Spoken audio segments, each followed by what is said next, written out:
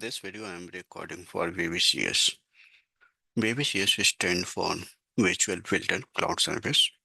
Mostly we use for mobile and mobile app, yeah, web application development. It it is low code, yeah, no code platform. In OCI infrastructure, we have many different uh, infrastructure provided by Oracle, whether it is voice SQL, TenGet, streaming, ADP, ADW. Similarly, uh, you can get VBCS subscription from OCI. So it enables you to build responsive web mobile app. So if you just want to build some lightweight UI component, you can go with VBCS because it has support of Fusion application. You can get DB support, local DB you can store data, and you can do a lot more over UI page. And it is it is like interactive and drag and drop. So mostly they are trying uh, trying in such a way so that people should not worry about code. We have seen there is confusion between VVCS and VBS. VBS you can um, say it goes for administrative, like if you need to build pipeline, deployment, repository, yeah, you it is embedded with Fusion. So if you want to update Fusion page, then you can go with VBS. And VBS, you can, this is used for a standalone web and mobile app development. And it comes with 5 GB database and no built-in jet control. Here you can say built-in jet control where uh, you have option to set up your repository for promotion. This is directly host and deploy application, manage entire project life cycle. Like I said, it is used for administrative work where you can set up CI/CD pipeline. Now let me talk about core feature. So in today's video, mostly I will focus on core design. I won't be going in detail. So mostly you can say after watching this video, you will get aware about the concept of VVCS. First is visual UI design, where you are going to set up your application. Just try to remember application will have number of flows, and within flows you can have number of pages, and within pages you can have components, and from components you can go to event listener and set up your action chain. So here, when we say visual UI design, this is for building your UI page, and you can see interactive drag and drop options. This is pre-built UI component like button, format, table, chart, navigator, menus. You could see many options. So when I will switch to demo, I will be showing those options. Build on Oracle Jet. Most of the API most of the application you can see end up using this extension toolkit. This is very important. It is used for any calculation if you want to achieve, uh, if you want to calculate something, you can go with uh, JS extension. And this is for modern responsive user interface. Now, second is data integrity. Like we have option to connect to external REST API, local DB support I said, where you can set up business object and consume, display, and update data without writing complex integration code. Create, manage local business object data model within. So when you are going to set up your table, you can set up your data model. You can set up uh, data model relationship, if there is any, and you can get REST API, which you can consume from UI.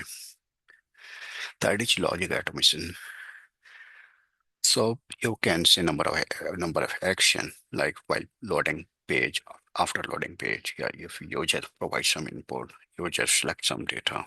So number of things you can set up logic where on value, if you want to trigger some event while when user provides some data, this will go and kick off uh, event listener, because event is like on your over your page of any action is going to happen, and listener, it will listen and see how things what action you are going to perform. And after event listener, at last uh, it will, you can call JavaScript if there is, you want to achieve some complex logic, better to use JavaScript. Fourth is mobile friendly, automatically responsive UI, build once, run on web and mobile. And it is very interactive. Like I said, while development, you can enable live mode, and easily you can switch to debug development, and you can test. You could visualize what going on back, and you can see the code. This document I'm walking through. So this scenario we are going to talk. Suppose your company uses Oracle ERP Cloud, and they want to simple app where user can submit purchase request. You just think you have a flow for a work order where they just want to see work order. You just think you are storing some transaction of ESP. Yeah, you are storing some transaction of any invoices, and you want user to trigger invoices. Yeah, you want user to see the report. So simply, why if you want to quickly build where it can invoke future and bring data, so to user, yeah, it can call YC can do orchestration, give you data, then you can use VBCS. So this is one simple diagram where user will get this mobile, yeah, web app which you build through components, and to build the user which they are going to interact UI. You will be using components, and based on user action, you can say it will fire, it will create set up events where it can call REST API and bring data from local database from outside world, and it will modify it. It will hold all the data set within variable, and it will show the entire data, a fraction of data. This is very important to know. Most of the interview, they used to ask what is ADP, what is STP. So I will explain both variable together. This is nothing but uh, rest variable, you can say. So STP, when you are calling any REST API, so it is coupled with REST API. So REST API, whatever response you are going to get, you can hold that response in HTTP variable. So when you sometimes it will create, like if your drag and drop table, you can say the variable, default variable will be HTTP, where it is holding entire object of the employee. It is holding entire uh, business, uh, uh, entire data for for employer. So whatever external API you are going to call, you can, this is for the place where it is going to hold the data. And when we talk about ADP, this is local. Like if I need to take a specific, yeah, just for customization. To manage data within UI platform, we can go with ADP. Sometimes you are making three external API call. Maybe we need total fields from all three and need to set up some customized structure. Then you can go with ADP. If you see these differences, you will get to know. So HTTP is mostly associated with REST API. It is used for calling external REST API and beyond. This is local JS script area where you can customize and it store in memory. This is client side and this is backend, which is bringing data from outside world. So when you query data, you have option to query effectively. You can change your query parameter and only query specific data.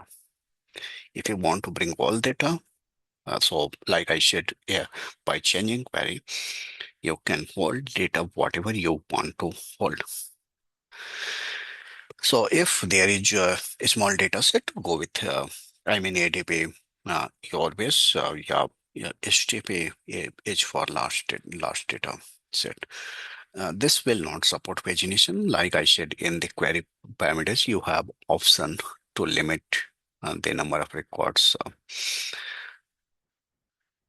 This auto refresh no here, since it is calling API, if you enable pagination, every 1,000 records will be loaded when you will call this API. So this is now again when we talk about VBGS, you can say these are the basic concept. So first, you should be knowing web application, like we can create web mobile app application, UI component to create to set up mobile, yeah, web application. You use UI component to bring all the required things to set up your UI page.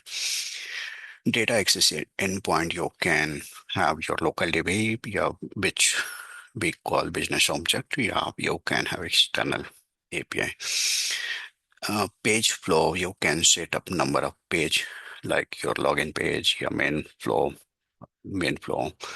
yeah, logout page.